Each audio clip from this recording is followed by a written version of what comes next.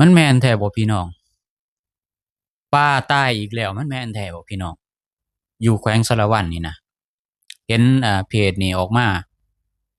เฮ็ดข่าวเนาะเพจนี่ถือว่ามีคนติดตามหลายเด้พี่น้องมันแม่นบ่พี่น้องถ้าแม่นนะถ้าแม่นก็มีแต่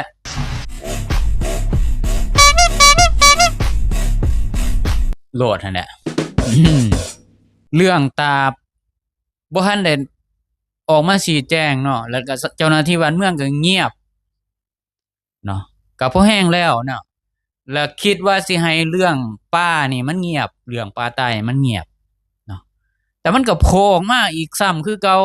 มันแสดงถึงหยังพี่น้องระบบเนาะอ่าการกวดสอบของรัฐบาล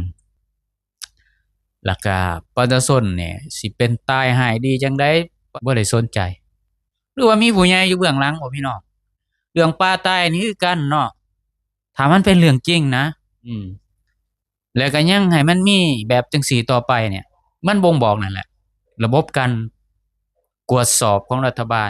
บ่ได้เอาใจใส่กับเรื่องสภาพแวดล้อมอ่าเรื่องหยังก็แล้วแต่บัดที่ประชาชนเนี่ยเฮ็ดข่าวแบบคลาดเคลื่อนน้อยหนึ่งเนี่ยออกมาไวปานอิหยังเลยบ่มีมูลความจริงห้ามแท้กลุ่มบ่หวังดีโคตรไวชิบหายเลยเนาะพี่น้องเนาะไวแล้วก็เรื่องแนวนี้ใส่ร้ายป้ายสีว่าเรื่องจังซี่มิดเงียบมันเป็นจังได๋วะรัฐบาลของพวกเฮานี่หรือว่าเจ้าหน้าที่บ้านเมืองของพวกเฮาเนี่ยคือแบบเวลาถือกับตัวเองหั้นออกร้อนออกรนบ่หรือจั่งใดบัดถือกับประชาชนนี่บ่ได้สนใจบ่หรือจั่งใดฮะประเทศลาวนี่มันมีอยู่บ่รัฐบาลมันมีอยู่บ่เจ้าหน้าที่บ้านเมืองมันมีหน่วยกวดสอบมันมีเรื่องสิ่งแวดล้อมอิหยังต่างๆนี่ออกมาดำเนินคดีกับผู้ที่เฮ็ดน้ำเน่าเสียอยู่บ่โรงงานจีนถูกปิดอยู่บ่แต่มันเป็นเรื่องจริงเนาะอันนี้ก็แอดมินก็เฮ็ดข่าวตามที่เขาโพสต์เนาะมันให้น้ำยาให้ประสิทธิภาพปานนั้นเลยบ่ฮะ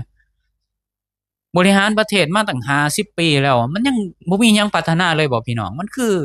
เป็นห้ายแท้ฮะมันคือกากคืออิหยังคักแหน่แท้คือให้น้ำยาคักแหน่แท้วะประเทศลาวเฮานี่วะผู้บริหารบ้านเมืองเจ้าหน้าที่บ้านเมืองนี่มันบ่มีหยังเลยบ่อันนี้มันหรือว่าบ่มีงบอิหยังบ่หรือจั่งใดนะแอดมินบ่เข้าใจคือกันพวกมนุษย์ถ้ำมักเดะของแนวนี้มันมักคือหยังนี่เวลาแอดมินเว้าเรื่องนี่มันสิออกมาดิ้นจักหน่อยก็สิเห็นอยู่ในคอมเมนต์นี่มันดิ้นอีกมันมักอย่าเว้าข้อยมักแบบนี้อืมมันเสื่อมเสียชื่อเสียง ของรัฐบาลผู้บริหารของเพิ่นเนี่ยเพิ่นบริหารกากๆนี่ปิดบังไว้ปกปิดไว้อืมความอายุติธรรมในจิตใจของมันแต่ประชาชนบ่ได้สนหยังพวกห่านี่เดี๋ยวคนนี่มันเบิดอำนาจมันก็หนีไปนอนกินบำนาญโตเจ้าก็ยังคือเก่าญาติพี่น้องร่วมชาติของพวกเจ้ามันคือเก่าความคิดดีกับความคิดร้ายมันมีเส้นบางๆกันอยู่พวกมนุษย์ถ้ำสู้ต้องแยกแยะให้ออก